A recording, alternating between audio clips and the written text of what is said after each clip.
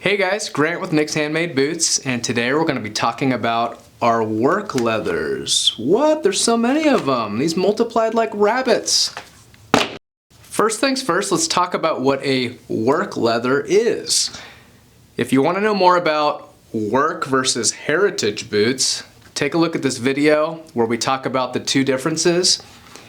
A work leather, defined by Nicks, is any of our leathers that we feel is fit for blue collar work.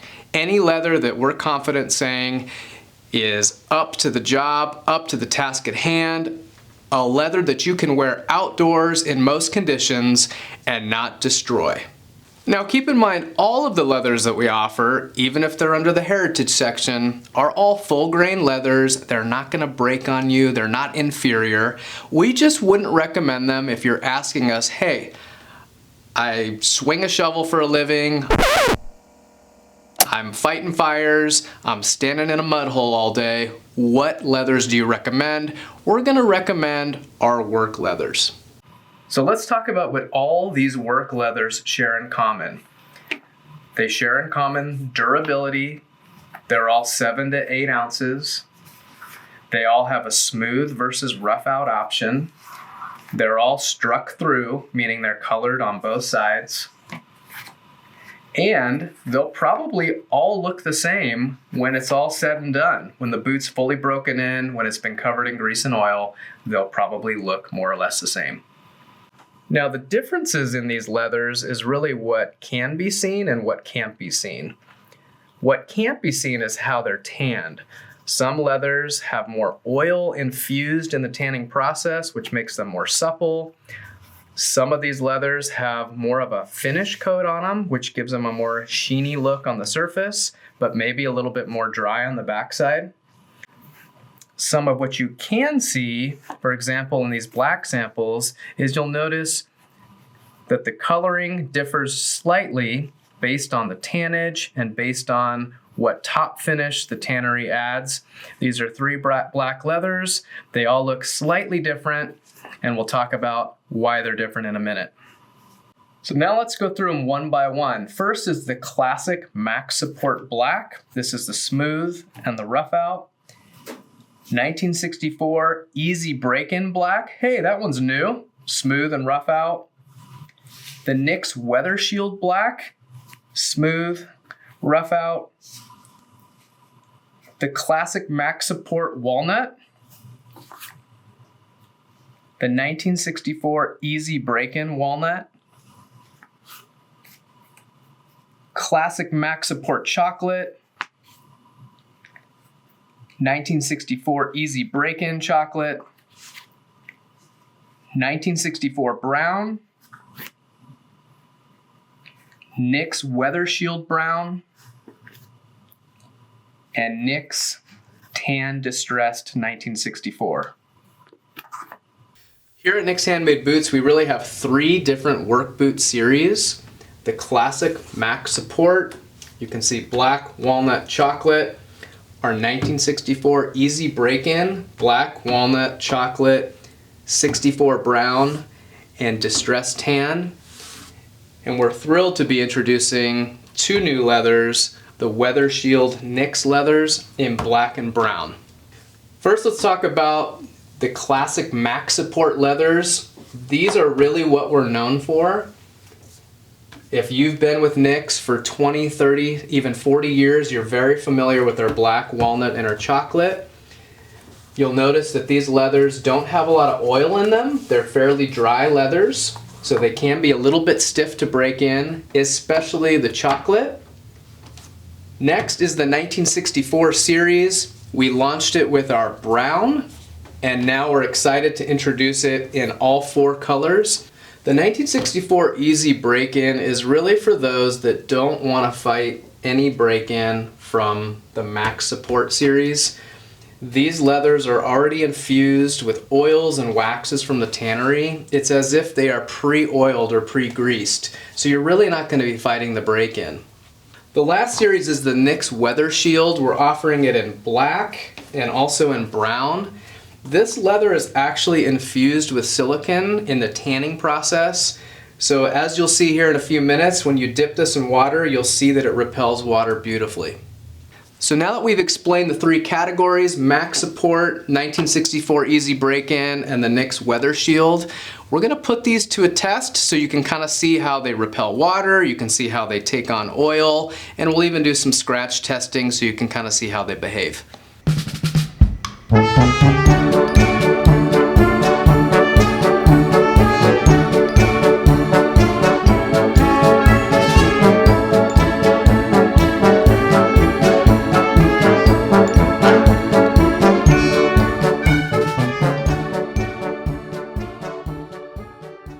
So as you can see in the quick dip test, you can see some of the leathers that are still maintaining some of the water on the surface. You'll notice that the brown WeatherShield is pretty much dry. The black WeatherShield still has a little bit of water on it. The 1964s, even though they've got a lot of wax and oil infused in them, you can see how they kind of absorb the water a little bit more, especially the distressed tan. That's because there's almost no oils or waxes on the surface. It's a pretty raw edge, or a raw surface. And we look at the MaxSupport leathers, we'll see that they really have a pretty high level of finishing on them. So that the walnut, for example, you can see the water soaked in a bit, but there wasn't a lot of beading, it just kind of absorbed. And you can see in the chocolate, there's quite a bit of staining on this leather. The black MaxSupport, you can still see some still water sitting on the surface. It hasn't quite absorbed into it, but it's not really beading, so it doesn't have a high degree of water resistance to it. But definitely the WeatherShield leathers, because of that silicone, they just tend to kind of bead the water and, you know, do what they're supposed to do when you've got silicone and leather. So that was our quick dip test. Now I'm going to take all of these and submerge them in water for 1 whole minute.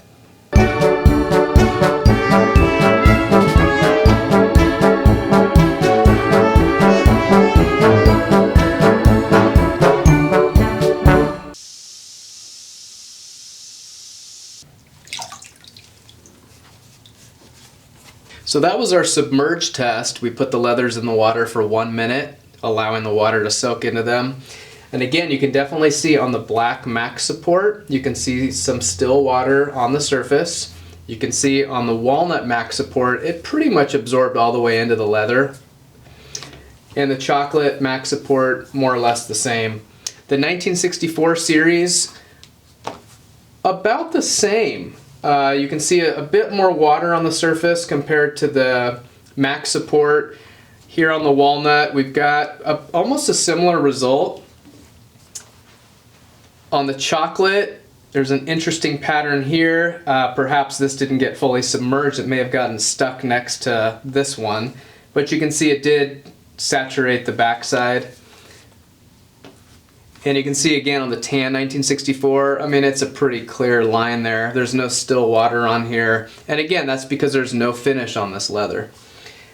And then if we look at our WeatherShield leathers, you'll see, especially the brown, there's almost no water on this. You can see it did saturate this side a little bit, but the surface here, you can almost see kind of the silicone that's getting a lighter color. And the same with the black. Even though we've got some water here on the surface, it hasn't absorbed as much as the 1964 or even the MaxSupport. And again, that's the silicone in the leather repelling the water.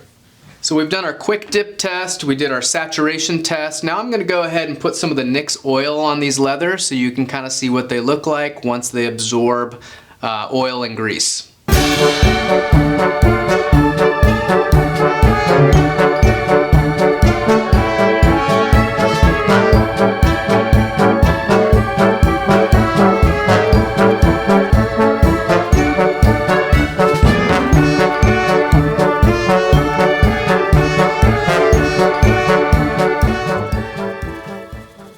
Okay, I've let the oil sit on all of these now for about 3 to 4 minutes, and let's go ahead and take a look and see what's happening. On the black MaxSupport, you can see the oil is really just still sitting on the surface. On the walnut MaxSupport, you can see the oil is pretty much just absorbed right into the leather. The chocolate MaxSupport, really somewhere in between the two.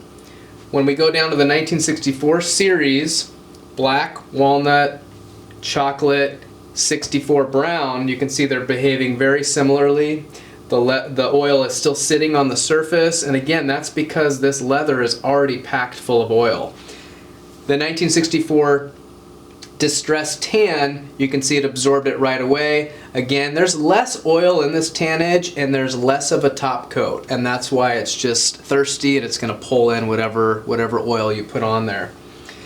Moving down to the WeatherShield, you can see the black, some of the oil is still sitting on the surface.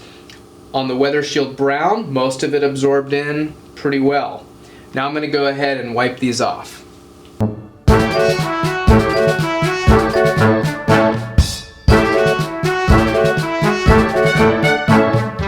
Now while I was wiping these off, you could definitely still see the 1964 series. I mean, there is still oil on these surfaces, and again, that's because they've already got a lot of oil in them, and the leather just doesn't really want to absorb much more. No matter how much I rub here on the 1964 brown, you know, I still have oil on the surface. The MaxSupport, I would say, rubbed in pretty nicely. The black, there's still a little bit on the surface here. The walnut definitely took in the oil pretty quickly. The chocolate as well. Look what the chocolate's doing. You can see that it definitely darkens. So keep in mind, the chocolate leather in particular is going to be prone to any type of staining. And that's pretty similar on the 1964 chocolate as well. But overall, I would say that the 1964s packed full of oil already. It didn't want to absorb much.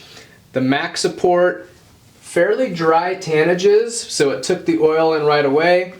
And the silicone infused WeatherShield leathers, you know, I would say mixed results. The black, it seemed to bead up a little on the surface, took me a while to rub it in. The brown, it absorbed it right away. Now that we've dipped the top half of these in water and we've thoroughly oiled the bottom half, let's go ahead and flip these over and see what the rough outside looks like. So you can see clearly on the MaxSupport leathers, which are again a little stiffer and a little drier, you can see the water line pretty clearly. This took on a lot of water. You can kind of see, I think that's the oil line there. I did put quite a bit more oil on the black, I think. On the walnut, really not much. I mean, when I handle this with my fingers, I can feel the oil, but it hasn't quite saturated through. And on the chocolate, I'm really not feeling anything on this rough outside at all. On the 1964 series, again, you can see the water line fairly clearly on all four of these. And as far as the oil saturating through, I mean, these are pretty dry actually on the bottom. And oil isn't going to seep all the way through the hide. Again, these are all 8 ounces. It would take a lot of work and a lot of oil to get it through. And on the WeatherShield leathers, you can kind of see there's definitely some water on the brown still, but it doesn't have that distinct line like all the others do. And the black WeatherShield, I mean, I'm not even seeing a water line on this at all.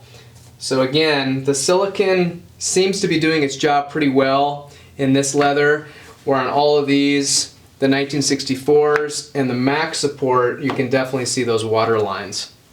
So what does this all mean? MaxSupport 1964, WeatherShield. It means that the drier the tannage, the more water is going to be absorbed because this leather's thirsty. It also means that the more oil it's going to want to take in. On the 1964 series, you know, I think we had less water that soaked in, and that's because it naturally has some grease and oil in it. And then noticeably, there was less oil that was absorbed on the surface of these because again, they're already packed with it. So the drier the tannage, the more water, the more oil it's going to want to absorb initially. The 1964 Easy Break-In, again, is already packed with oils and greases, and so it's just not going to absorb as much right away. And then the silicone-infused WeatherShield leathers, I mean, you can see definitely the oil from the brown, but that's because it's a pretty light color. But I mean, I'm feeling some moisture on these, but not nearly as much as the other two categories. The next test, we're going to go ahead and destroy these things with a knife. We're going to scratch the smooth surface, the rough out surface, so you can kind of see how they behave when you're exposing your boots to abrasive environments.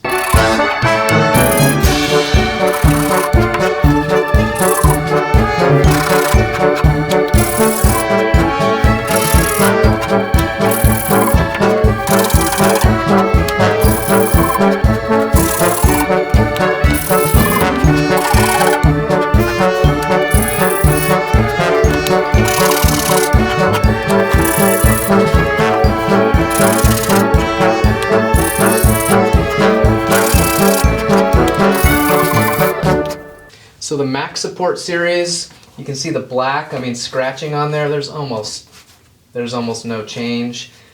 And there's very little damage to the surface from the cut.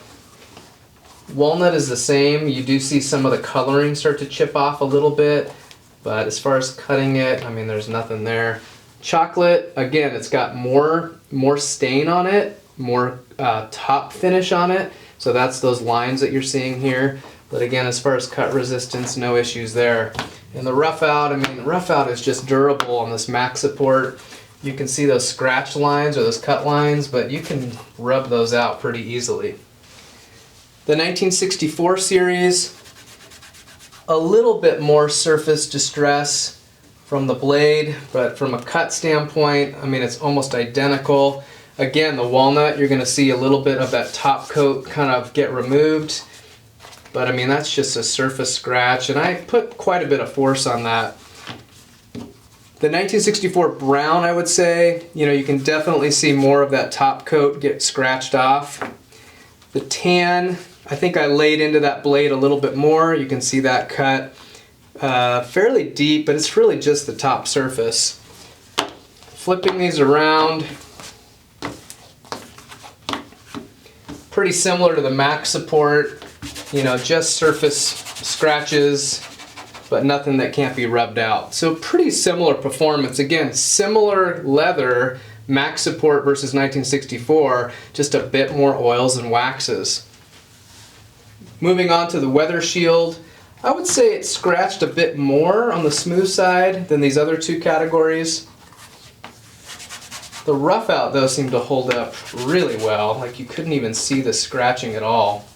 So again, all three categories, 7 to 8 ounces of leather, more or less performing the same.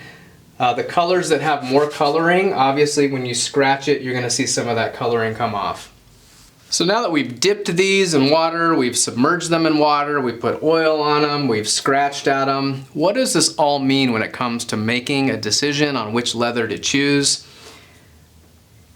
It's pretty simple. If you want a leather that we've been selling and making boots with for over 40 years, it's going to be your MaxSupport series. If you like a break-in, if you like that stiff, hardy feel of new boot leather that doesn't have much oil on it, you're definitely going to want to go with the MaxSupport.